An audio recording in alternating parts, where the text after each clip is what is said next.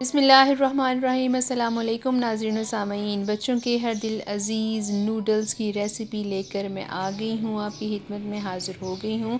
ये बहुत कमाल के, बहुत मज़े के ये नूडल्स इंशाल्लाह बनेंगे और वैसे ही बनेंगे जैसे आप रेस्टोरेंट्स में जाकर खाते हैं।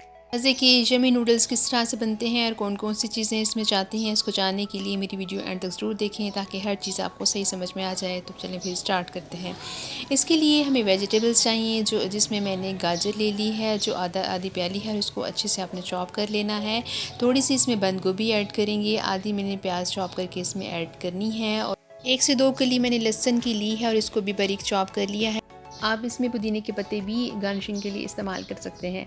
इसमें मैंने आधी प्याली के करीब मटर ली है और ये मटर मैंने बॉईल कर ली है। ये फुली बॉयल मटर है जिसको मैंने नमक और 1-2 ड्रॉप्स ऑयल डाल कर बॉईल कर लिया था। जब इसको हम इस्तेमाल करेंगे तो इसको स्टेन कर लेंगे। अब इसका मेन इंग्रेडिएंट है वो नूडल्स हैं। तो नूडल्स मैंने आम रेगुलर जो मार्केट से मिलते हैं वो नूडल्स लिए हैं। चिकन फ्लेवर मैंने इसमें ले लिया है, आप कोई भी फ्लेवर इसमें ऐड कर सकते हैं। मसाला भी इसमें फ्लेवर मिलता है लेकिन वो ज़्यादा स्पाइसी हो जाता है, तो मैंने इसमें चिकन का जो फ्लेवर मिलता है उसके नूडल्स इस्तेमाल करने हैं। अब ये तमाम चीज़ें हैं, इसके अलावा भी और चीज़ें हैं जो साथ साथ हम इसमें ऐड करते चले जाएंगे। ये चाइनीज़ नूडल इंशाल्लाह जिस तरह से चाइनीज़ नूडल्स होते हैं वैसे ही ये बनेंगे। तो इसके लिए चिली सॉस, सोया सॉस और सिरका भी मैं इसमें ऐड करूँगी, हाफ़ टी स्पून। अगर आपके पास नहीं है तो आप इसको स्किप भी कर सकते हैं। अब हम इसकी तैयारी शुरू करते हैं। तो इसके लिए सबसे पहले मैं नूडल्स को बॉईल करूँगी, जिसके लिए मैंने पानी में आधा चम्मच नमक ऐड कर दिया है और साथ ही मैंने इसमें नूडल्स ऐड कर दी हैं। अब इन नूडल्स को हमने हाई फ्लेम पर कुक करना है। इसको लो फ्लेम पर आप कुक नहीं करेंगे बल्कि हाई फ्लेम पर इसको आपने 2 से 3 अच्छे से बॉईल दे देनी है। इसको ओवर कुक नहीं करना है, लेकिन इतने ये ज़रूर हों कि ये पक जाएँ, फुली पक जाएँ, लेकिन ये ओवर कुक ना हो। 2 से 3 बॉयल इसमें अच्छे से आ गए हैं। अब इसको हम इसी स्टेज पे इसका चूल्हा ऑफ़ करेंगे। ये देखिए बिल्कुल इसी तरह से हमें ये नूडल्स चाहिए। अब इसको हमने थोड़ा सा ऑयल भी आप इसमें ऐड कर दीजिएगा ताकि आप इसमें बिल्कुल भी ना चिपकें। इसको अब हम स्टेन कर लेंगे। अब इसका हम मसाला रेडी करते हैं। तो उसके लिए एक पैन में जिस आपने 2 से 3 टेबलस्पून के करीब ऑयल ऐड कर देना है और जब ये गर्म हो जाए तो इसमें आप लहसुन डालेंगे जो हमने बारीक चॉप किया हुआ था। लहसुन से इसकी खुशबू बहुत अच्छी आती है और जब ये लहसुन हल्का सा ब्राउन हो जाए तो हम इसमें प्याज ऐड कर देंगे।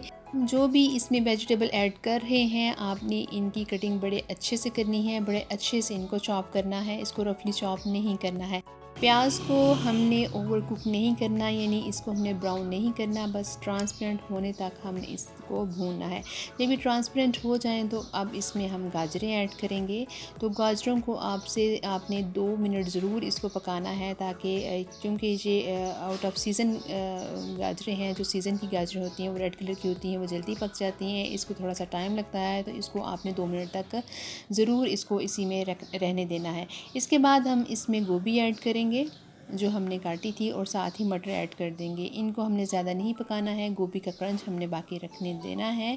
और साथ ही हमने इसमें जो सीजनिंग के जो मसाले हमें मिलते हैं वो पैकेट में, वो हम इसमें ऐड कर देंगे। और मैंने इसमें हल्दी भी ऐड की है ताकि इसका कलर बड़ा अच्छा सा आ जाए।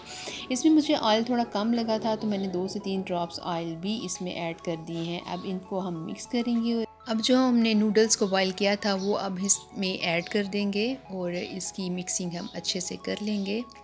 अगर आपको फिर भी ऑयल थोड़ा सा कम लगता है तो वो ऑयल आप इसमें ज़रूर इसमें डालिएगा। मैंने भी इसमें 1 टेबलस्पून मज़ीद ऑयल डाला है।